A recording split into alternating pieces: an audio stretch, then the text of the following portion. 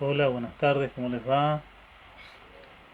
Estamos en la clase número 6, última clase, impacto y riesgo ambiental. Como les había dicho, lo transmitíamos hoy sábado. Vamos a estar hablando acerca de los conceptos de energías renovables y no renovables o fuentes de energías renovables y no renovables.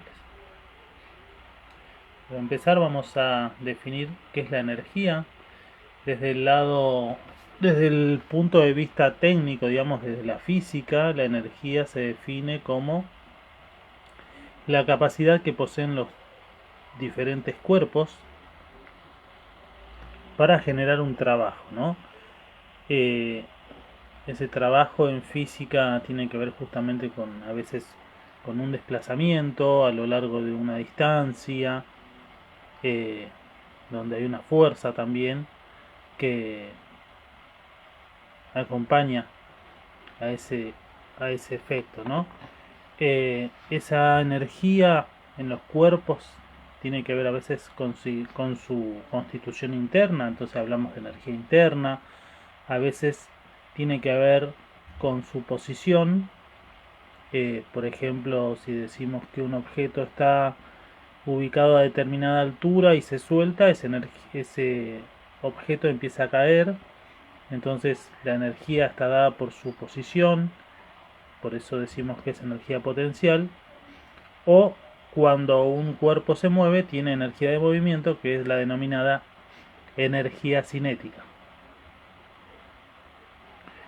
Y así vamos a tener diferentes formas de energía, ¿no? Que muchas de ellas las conocemos, por ejemplo la energía eléctrica que utilizamos para hacer funcionar nuestros dispositivos electrónicos y demás, la heladera, lavarropa, la energía hidráulica, que es la energía proveniente que tiene que estar relacionada o cuya fuente es el agua, la energía potencial, como les mencionaba recién, de acuerdo a la posición del objeto, la energía nuclear, que es la energía contenida en el interior de los átomos.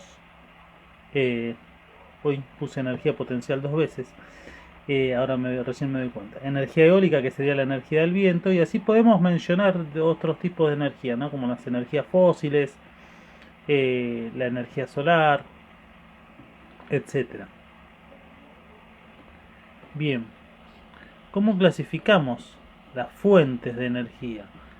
Fuente de energía es justamente el lugar de donde procede, de donde se origina la energía, ¿no? Por eso hablamos de fuente de energía, aquello que nos proporciona eh, diferentes tipos de energía que después las vamos a clasificar, obviamente, según su fuente, también en energías renovables o no renovables. En el caso de las fuentes de energías renovables, tienen que ver con que la velocidad de recuperación, de regeneración de esa fuente es mucho más elevada, mucho más rápido que el consumo o el uso que el hombre le da. ¿Sí?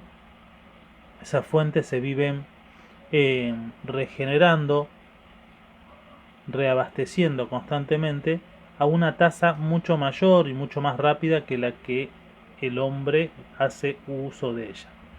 Entonces, esas fuentes que nos van a proporcionar energías renovables son: una es el agua, otra es el viento, otra fuente renovable es el sol, luego tenemos el interior de la Tierra, dada justamente por el calor, ¿no? El calor interno de la Tierra a partir de su núcleo, y la biomasa, que tiene que ver con toda la parte orgánica terrestre.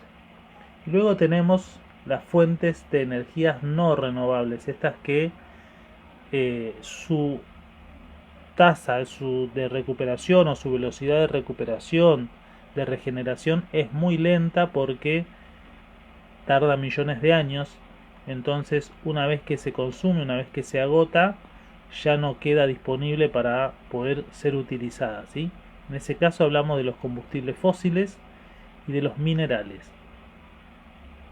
Bien, ahora vamos a desglosar todavía un poco más esto. Energías provenientes de fuentes no renovables, ¿sí?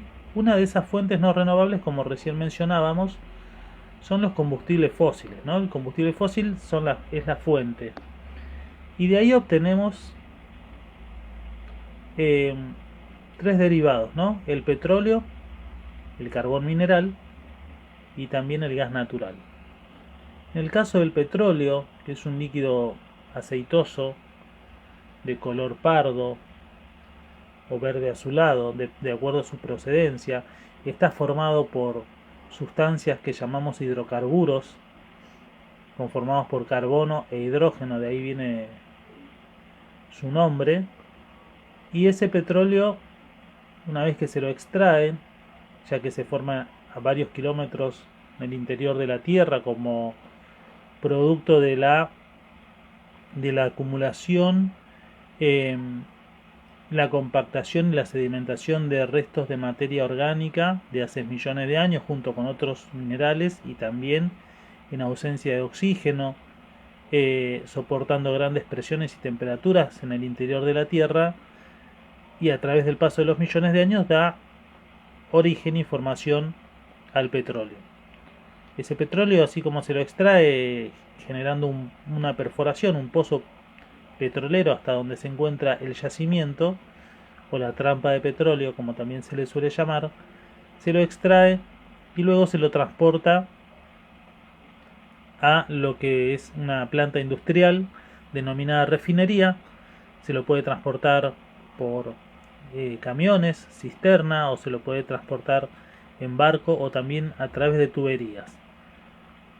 En el caso de las tuberías que transportan petróleo se llaman oleoductos, ¿sí? Y los que transportan gas natural se llaman gasoductos. Cuando ese petróleo llega a la refinería, lo que se hace justamente es someterlo a un proceso de destilación, que es nada más y nada menos que calentarlo a cierta temperatura, y luego los vapores se van condensando dentro de una estructura que es la torre de destilación en bandejas que tienen distintas temperaturas, y así se van separando los componentes de acuerdo a su temperatura o punto de ebullición. Y ahí en ese proceso de destilación se obtienen, por ejemplo, la nafta, el queroseno, el gasoil, los aceites lubricantes, el asfalto, la vaselina, parafinas, etcétera, etcétera. Y también gas para lo que es garrafa, GNC, etcétera. Se los llama combustibles fósiles porque justamente esos derivados funcionan como combustible, porque poseen una energía que es una energía química y también, o denominada también energía fósil por la procedencia, pero es una energía química dado que estos derivados del petróleo tienen la capacidad de arder, ¿sí? Como todo combustible, de generar combustión, ¿sí? La reacción química principal de los derivados del petróleo es justamente, en este caso, ¿no?, los que se utilizan como combustible, es la combustión. Digo en este caso porque hay más derivados del petróleo que no funcionan como combustibles, pero que sí se utilizan, tienen muchas otras aplicaciones. Imaginen ustedes que del petróleo se pueden extraer más de 2000 derivados. Entonces, esa combustión, por un lado, bueno, aporta energía para hacer funcionar los motores de combustión, como los vehículos, las motos, ¿sí?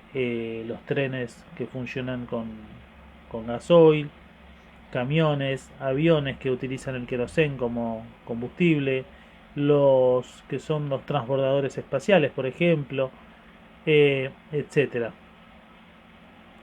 Pero tienen la contraparte de que generan dióxido de carbono, que es el principal gas que contamina, digamos, la atmósfera, generando el efecto invernadero y luego calentamiento global y cambio climático, ¿sí? Esa es la contraparte de los derivados del petróleo, que al ser quemados, al generar la combustión, liberan grandes cantidades de dióxido de carbono. Y fíjense que a nivel mundial el 80%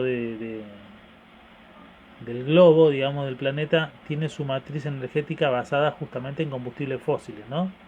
Por lo tanto, las toneladas de dióxido de carbono que se liberan a la atmósfera son incontables. Y esto ya viene hace muchísimo tiempo generando es lo que ha generado básicamente y esencialmente el problema del efecto invernadero y el calentamiento global. Luego lo que es carbón mineral y gas natural también son combustibles fósiles, también contienen hidrocarburos. En el caso del carbón mineral es un material sólido. Se puede clasificar de cuatro maneras, de acuerdo a la cantidad el porcentaje de carbono que tiene. Y están dentro del carbón mineral, encontramos por ejemplo el lignito, la hulla, ¿sí? La turba, bien, y la antracita. Son las cuatro variedades de carbón mineral. El gas natural generalmente también aparece en los yacimientos acompañando al petróleo, y si no aparece como un yacimiento gasífero solo, y que se utiliza también para, bueno, lo que es gas de cocina, gas de red, ¿sí? Que llegan por las tuberías, GNC para los vehículos, gas para, por ejemplo, otras aplicaciones, ¿no? Que puedan tener. Pero todos, a través de la reacción de combustión, generan, como les decía, dióxido de carbono, y es el principal contaminante que produce el efecto invernadero. Bien, luego la otra fuente de energía no renovable son los minerales, que también por su característica y su manera de formarse, que tardan millones de años, son también no renovables, ¿no? Pero no todos los minerales pueden utilizarse como fuente de energía, sino que hay algunos específicos que son los que son radioactivos, ¿sí? A partir de los cuales se los utiliza como combustible nuclear, ¿no? De la famosa energía nuclear, que son el uranio y el plutonio, básicamente, que se utilizan en los reactores nucleares para generar energía eléctrica, o también se han utilizado con fines bélicos, por ejemplo, para la fabricación de armas nucleares, bombas atómicas, etcétera, ¿no? Y lo que hacen es justamente a través de fisionar, es decir, partir, dividir el núcleo del átomo, separar sus partículas, se libera gran cantidad de energía en forma de calor, radiación, generando, bueno, en el caso de lo que son las armas nucleares, por ejemplo, causando gran destrucción, ¿no? En el caso de los reactores para la energía eléctrica, bueno, es un tipo de energía que se considera limpia, aunque tiene algún efecto contraproducente también en cuanto a lo que es, bueno, por un lado la seguridad de los reactores nucleares. Ya se tiene experiencia de lo que fue Chernobyl, lo que fue Fukushima en Japón, también de que hay que utilizar grandes volúmenes de agua para enfriar los reactores, y que esa agua después vuelve al cauce de un río o de un lago, o del mar, con una diferencia de temperatura importante, generando contaminación térmica.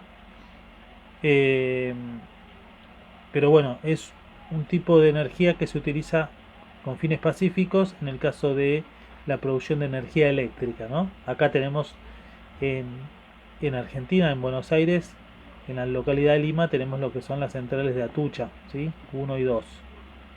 Bien, y después tenemos las fuentes o las energías provenientes de fuentes renovables, aquellas que se van regenerando constantemente, ¿no? Y tenemos como fuentes renovables, habíamos mencionado el viento, el sol, el agua y el interior de la tierra, o el calor interno de la tierra. En el caso del viento, que es la fuente, ¿sí? La energía que produce es la energía eólica, justamente la energía producida por el viento, dado que es aprovechada por lo que se denominan los aerogeneradores, que con el movimiento de sus paletas transmiten esa energía cinética del viento a una turbina, a un generador, y la transforman en energía eléctrica que puede ayudar a abastecer electricidad para una casa, para un poblado, por ejemplo, o para otros fines, ¿no? En el caso del sol, que es otra fuente de energía renovable, también puede ser aprovechada su radiación lumínica o su radiación térmica, y en el primer de los casos, por ejemplo, obtener lo que es la energía fotovoltaica. La energía fotovoltaica tiene que ver justamente con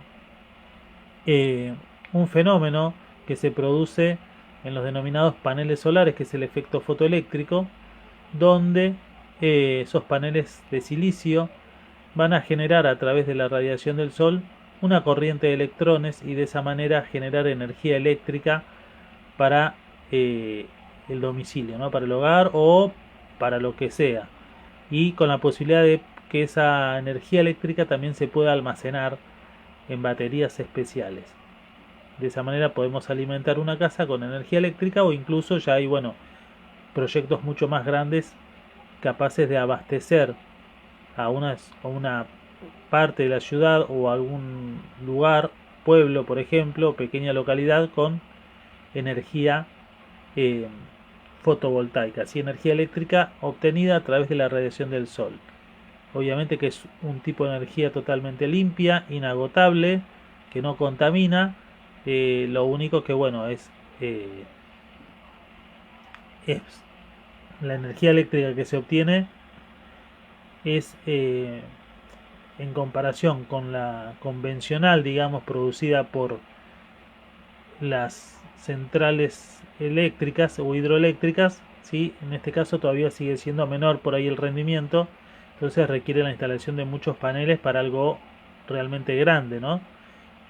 Con lo que también conlleva una ocupación de cierto espacio. En el caso de la energía termosolar tiene que ver justamente con aprovechar el calor del sol, no en el caso de la radiación como en la fotovoltaica, sino que se aprovecha el calor. Ahora están muy de moda los termotanques solares, ¿sí? Que justamente captan el calor del sol para calentar el agua y de esta manera generar o tener agua caliente, ¿no? Ya que el calor también lo puede almacenar, retener y mantener el agua caliente. Eh, Después también se utilizan para lo que es, por ejemplo, calefaccionar algún ambiente a partir de eh, la obtención y el almacenamiento del calor. Obviamente otro tipo de energía limpia, inagotable, ¿sí? En este caso no tendría efectos contraproducentes.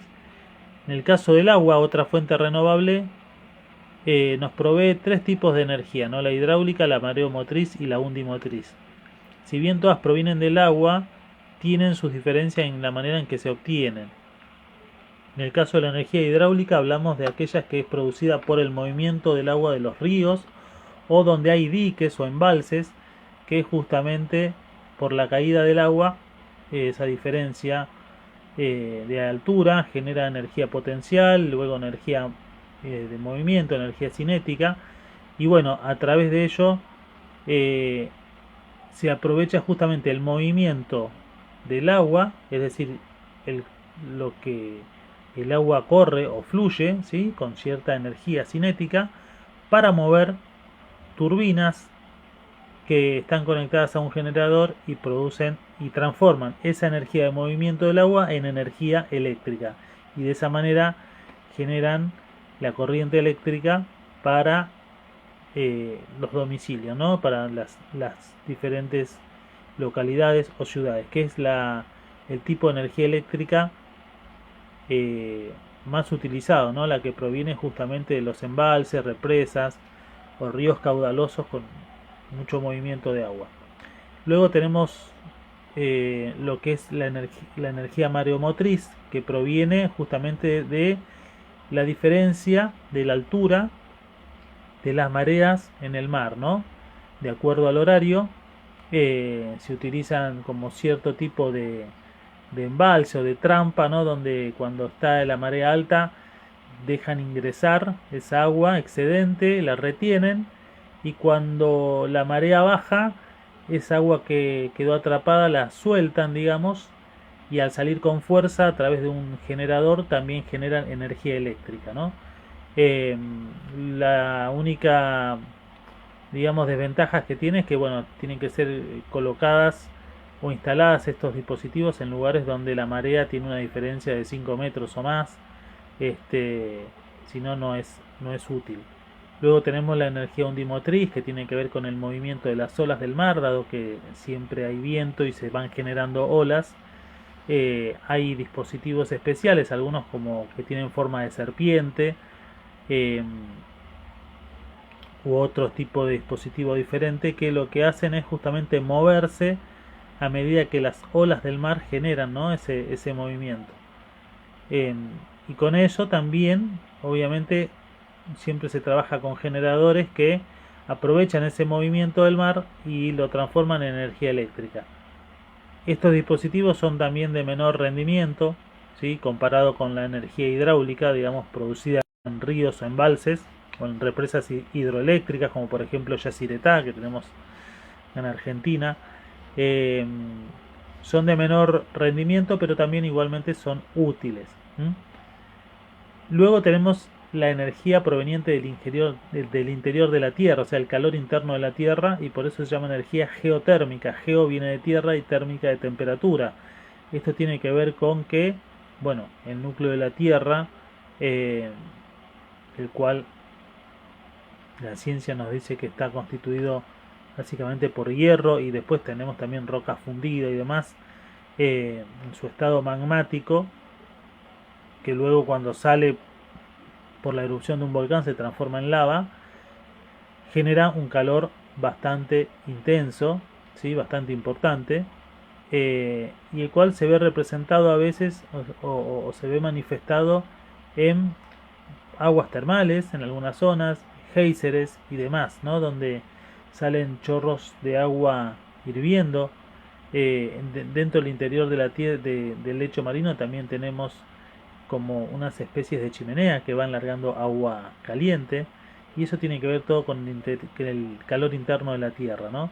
Entonces ese calor es aprovechado también para, como vapor, donde se instalan diferentes dispositivos en esas zonas justamente para aprovechar ese vapor y mover turbinas conectadas a generadores que luego transforman ese movimiento, ese calor, en energía eléctrica, ¿no?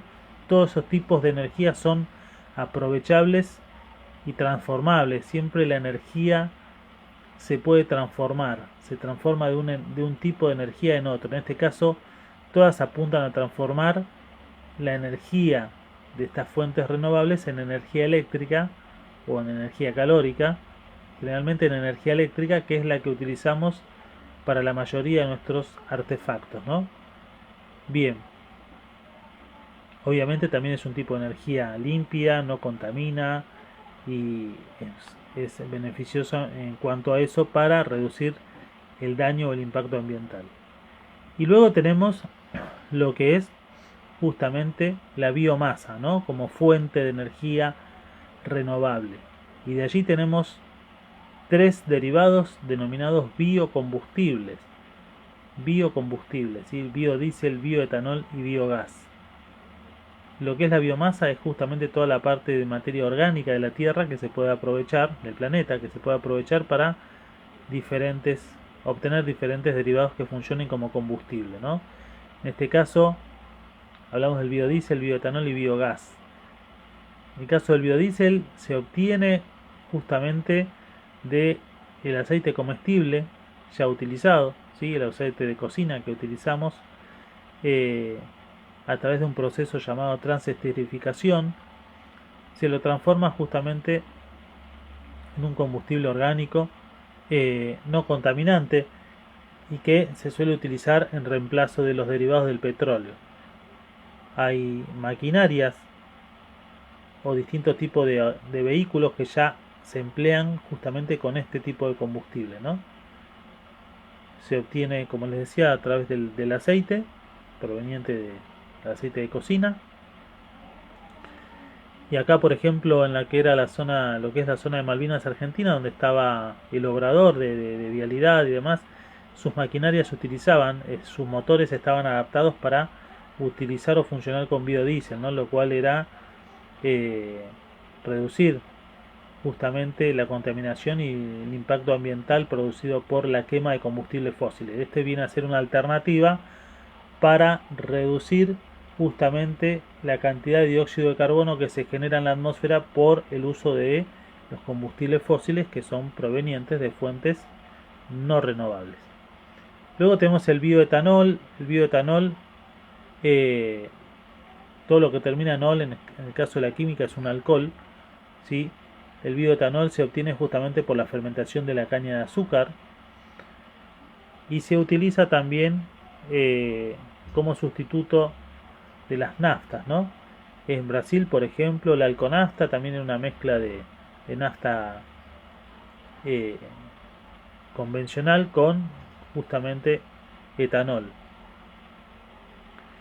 Y luego tenemos el biogás. El biogás muy utilizado para lo que es la calefacción y también la cocción de alimentos y demás. Se obtiene justamente a través de la materia orgánica de desecho, ¿no? Lo que es el estiércol, por ejemplo, de animales herbívoros preferentemente. eh, a través de esa fermentación que se genera gas metano, se obtiene mediante un proceso y una técnica específica el biogás. Ese gas metano luego sirve como combustible, obviamente, se lo puede quemar y funciona como si fuese el gas que sale por la hornalla de nuestra cocina, ¿no? O el termotanque, utilizándolo así para la cocción de alimentos, para la calefacción y demás. En muchos lugares rurales, por ejemplo, como disponen de animales que generan constantemente eh, su materia fecal o su estiércol a base de plantas, por ejemplo, porque funciona bien con los estiércoles de animales herbívoros. Se han diseñado en muchos lugares ya los que se llaman los biodigestores, ¿sí? Donde lo que se hace es justamente fermentar toda esa materia fecal, toda esa materia, todas esas heces y demás, y otras sustancias orgánicas, y se junta y se acumula, digamos, el gas, obviamente en tanques especiales a una determinada presión y demás, que se lo va controlando, y luego mediante cañería se lo distribuye para poder ser utilizado, eh, ya sea para cocinar o también para calefacción. Entonces es una manera totalmente alternativa, limpia y eficiente de generar gas sin tener que consumir combustibles fósiles. ¿Sí? Lo que sí, bueno, al igual que el metano, al igual que otro combustible fósil, como es un hidrocarburo, el metano también genera dióxido de carbono, ¿no? En este caso lo que hacemos es reducir el impacto en cuanto a la explotación del recurso natural que sería el combustible fósil. Bien, todas estas energías que provienen de fuentes renovables son aquellas llamadas también energías alternativas, ¿no? Todas las energías que no provengan de los combustibles fósiles ni los minerales son consideradas energías alternativas. Así que bueno, espero haberles aclarado un poco el panorama con esta diferenciación entre las energías renovables, las no renovables o las que provienen de fuentes renovables y no renovables. Y ya con esto concluimos en esta materia. Así que tengan un excelente fin de semana, éxitos en el examen y bueno, nos estaremos viendo en algún momento, ¿sí? Saludos.